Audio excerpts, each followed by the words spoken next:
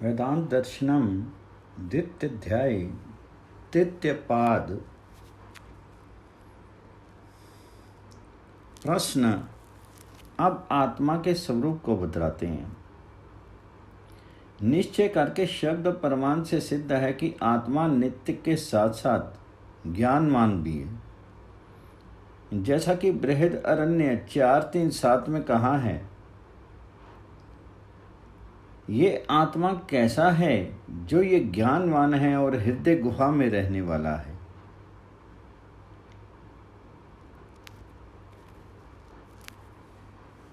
प्रश्न उपनिषद 4:9 में भी कहा गया है, ये सभी आँख कान आदि इंद्रियों से विषयों का ग्रहण करने वाला जीवात्मा चेतन स्वरूप ज्ञानवान है इत्यादि परमाणु से जीवात्मा को विज्ञान स्वरूप भी प्रतिपादित किया है। प्रश्न, क्या जीवात्मा ईश्वर के समान सर्वज्ञ सर्वव्यापक आदि गुण युक्त भी है? इसका समाधान प्रस्तुत करते हैं।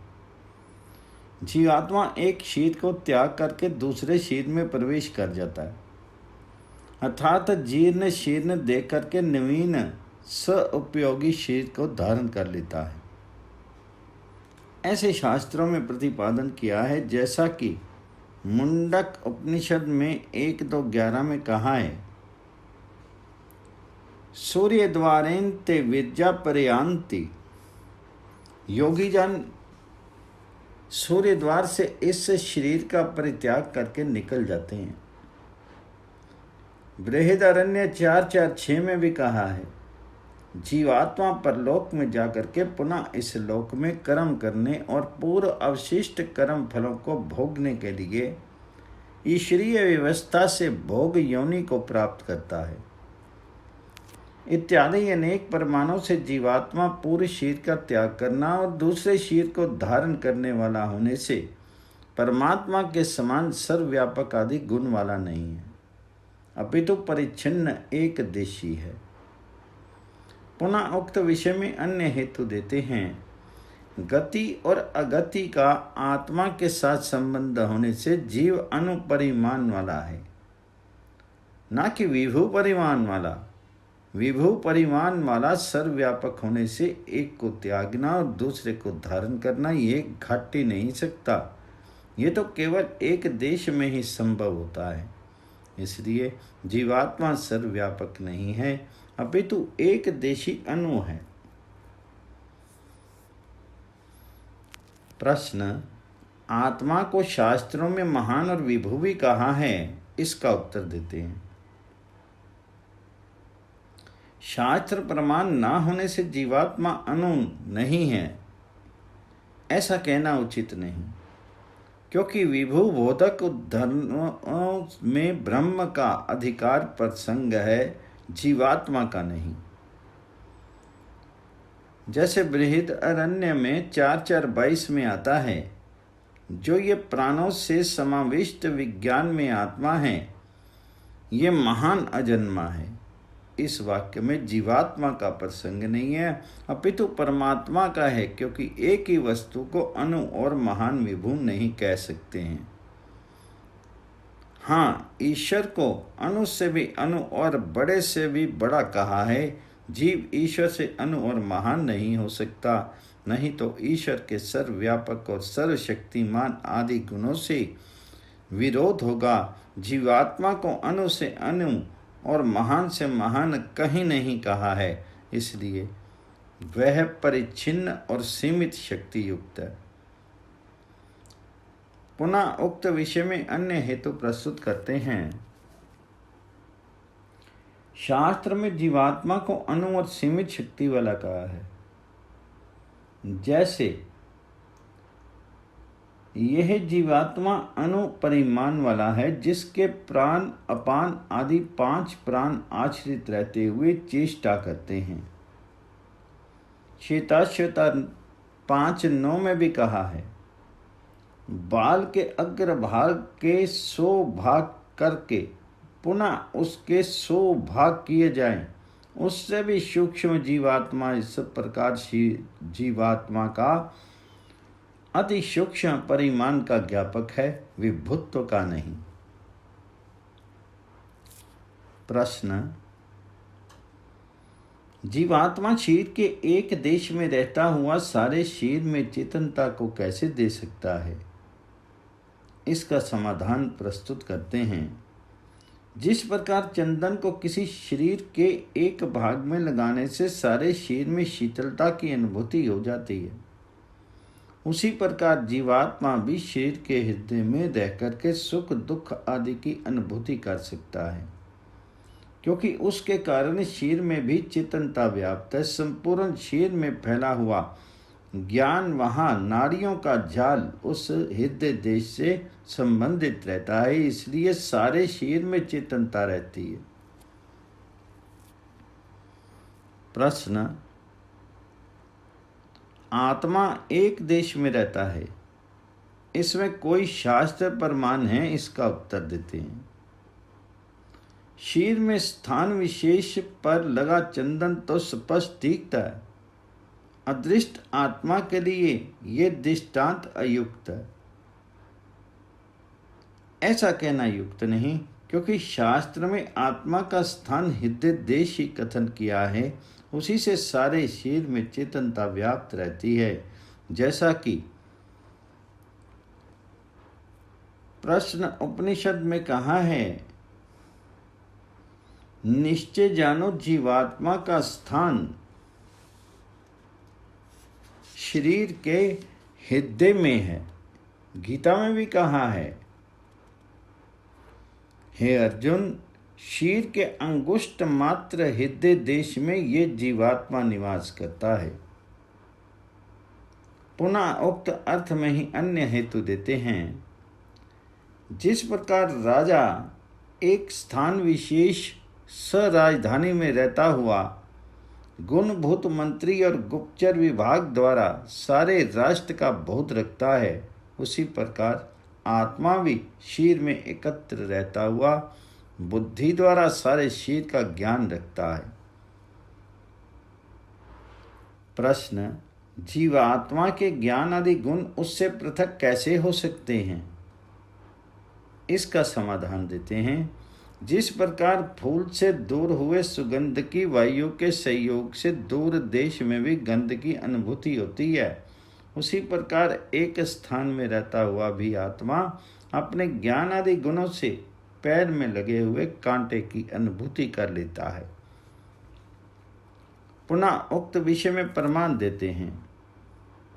शास्त्र में आत्मा को ज्ञान आदि गुणों वाला प्रतिपादित किया है। जैसे ये जीवात्मा अपने ज्ञान साधनों से युक्त हुआ शरीर से सुख दुख को प्राप्त करता है। प्रश्न, जब बुद्धि ही ज्ञान करने वाली है तो पुनः बुद्धि को ही आत्मा क्यों न माना जाए? इसका उत्तर देते हैं। ज्ञान आत्मा और ज्ञान के साधन बुद्धि आदि को आत्मा से पृथक उपदेश किया है, इसलिए गुण और गुणी को एक नहीं कहा जा सकता। कठोपनिषद 1:3-3-4 में आत्मा और उसके साधन बुद्धि मन इंद्रिय द्वारा आदि को स्पष्ट रूप में पृथक पृथक प्रस्तुत किया है। जैसे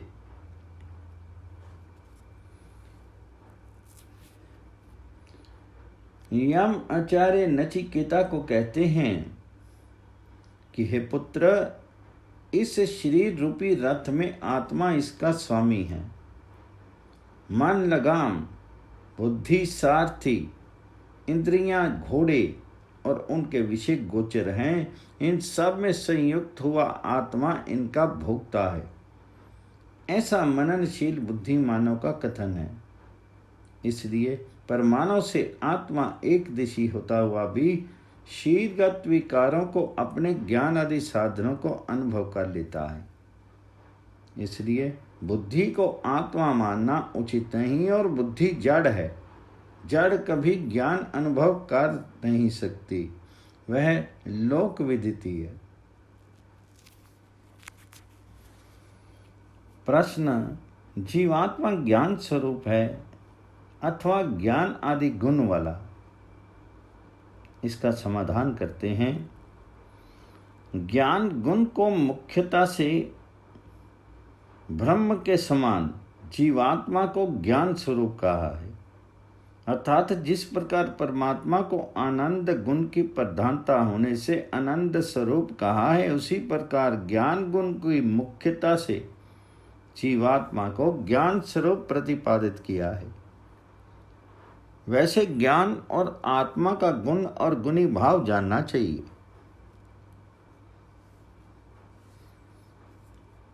पुनः उक्त विषय को ही स्पष्ट करते हैं। जब तक आत्मा को मोक्ष नहीं होता तब तक ही ज्ञान आदि गुण रहते हैं।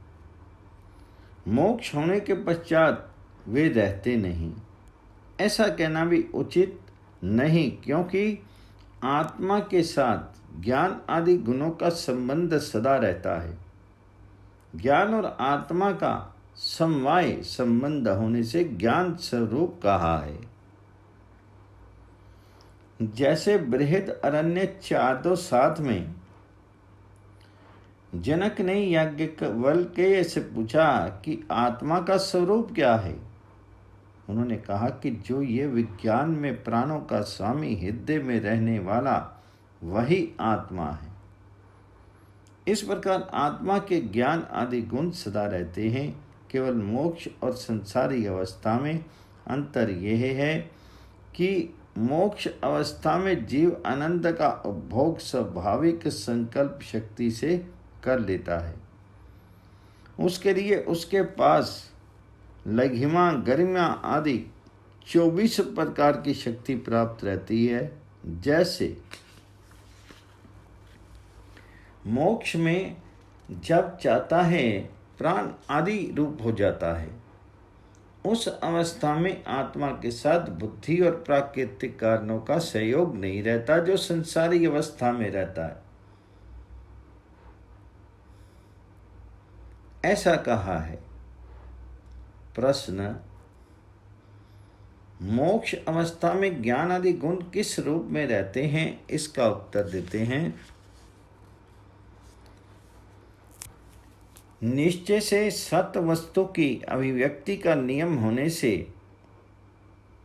पुस्तव आदि के समान अस्य ज्ञान आदि गुण का आविर्भाव संसारी अवस्था में प्रत्यक्ष देखने को उपलब्ध हो जाता है, मोक्ष में नहीं, क्योंकि उस अवस्था में मोक्ष आत्मा स्वाभाविक सत्य संकल्प शक्ति से आनंद का उपयोग कर लेता है। इसलिए मोक्ष में ज्ञान आदि गुण अप्रकट रूप में रहते हैं। जैसे बाल्य और वृद्ध अवस्था में मनुष्य के उन सत्व आदि धर्मों की विद्यमानता होती हुई भी यौवन अवस्था में ही आविर्भाव होता है, उसमें नहीं। वैसे ही जीव के ज्ञान आदि गुण संसारी अवस्था में आविर्भाव होते हैं, मोक्ष में नहीं।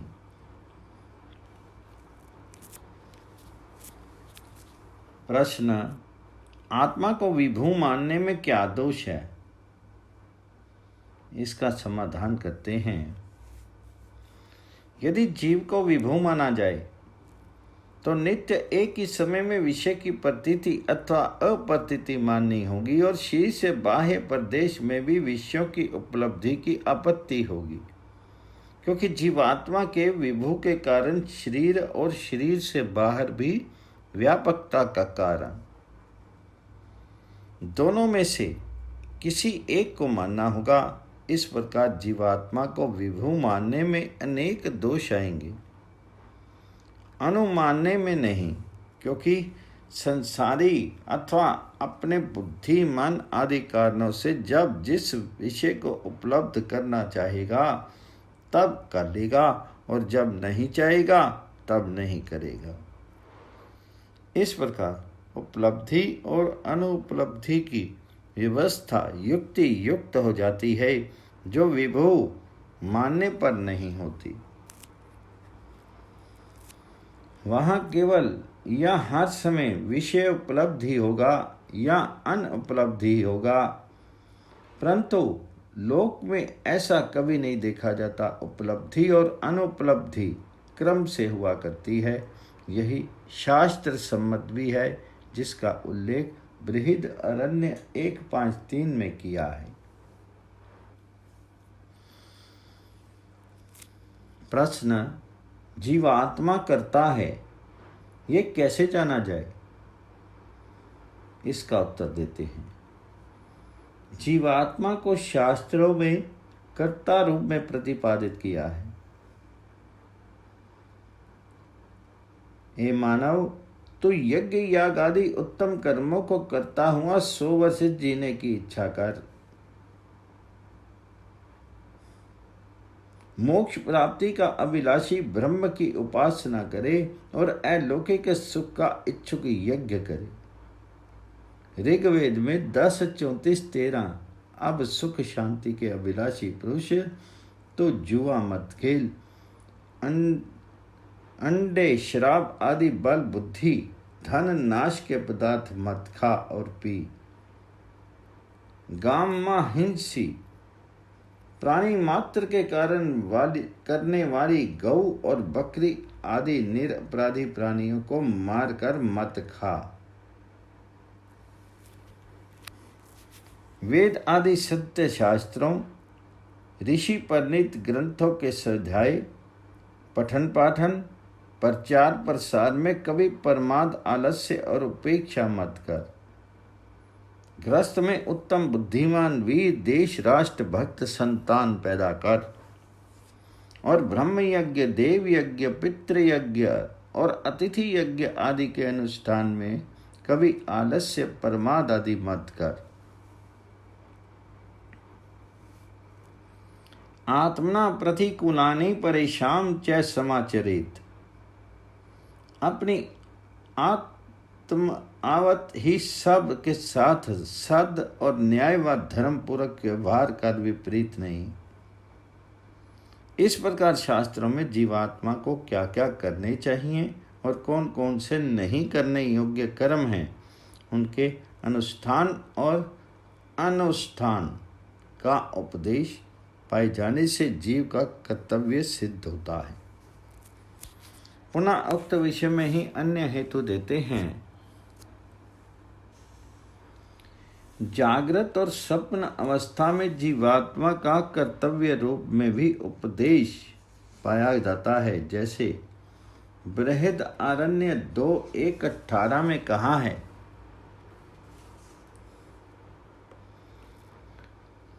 यह जीवात्मा प्राण आदि इंद्रियों के सहयोग से अपने शरीर में इच्छा अनुसार आचरण करता है। अन्यत्र बृहद उपनिषद में 4:3-12 में भी कहा है, इस अमरण धर्मा जीवात्मा को जिस विषय की कामना होती है उसको अपनी बुद्धि आदि कर्मों द्वारा ग्रहण करता रहता है। इन प्रमाणों से भी जीव का कर्ता होना सिद्ध है। पुनः उक्त विषय में भी अन्य हेतु देते हैं। उपादानात् अर्थात मन, बुद्धि और इंद्रियों से काम लेने वाला जीव ही करता है, जैसा कि बृहदारण्यक 2:1-18 में कहा है। प्राणान गृहीत्वा जीवात्मा प्राण मन आदि को साथ लेकर के स्वप्न अवस्था में भी ना जाने कहाँ का कहाँ विचरता है और क्या क्या करता है। इस प्रकार प्राणों का गृहीता आत्मा उपादान क्रिया के आधार पर कर्ता सिद्ध है। प्रश्न, जीवात्मा बुद्धि आदि कारणों से ही विषयों के ग्रहण में सम्मत होता है, फिर बुद्धि को ही कर्ता क्यों न स्वीकार किया जाए? इस आशंका का भी निराकरण करते हैं। लौकिक और वैदिक क्रियाओं में जीव को कर्ता स्वीकार किया है। यदि ऐसा नहीं माना जाए तो श्रुतियों में विरोध आवेगा। जैसे जीवात्मा यज्ञ और अन्य लौकिक कर्मों को करता है, इस वाक्य में विज्ञान शब्द जीवात्मा का वाचक है, ना कि बुद्धि का, क्योंकि कर्मों का कर्ता चेतन ही हुआ करता है, ना कि जड़। बुद्धि जड़ है। हाँ, जीव के साथ बुद्धि का संबंध है, क्योंकि उसका साधन है। जब आत्मा प्रयत्न करता है तब बुद्धि व्यापार में प्रवृत्त होने के कारण उसको औपचारिक रूप में कर्ता कह दिया जाता है। वास्तव में कर्ता चेतन जीवात्मा ही हुआ करता है।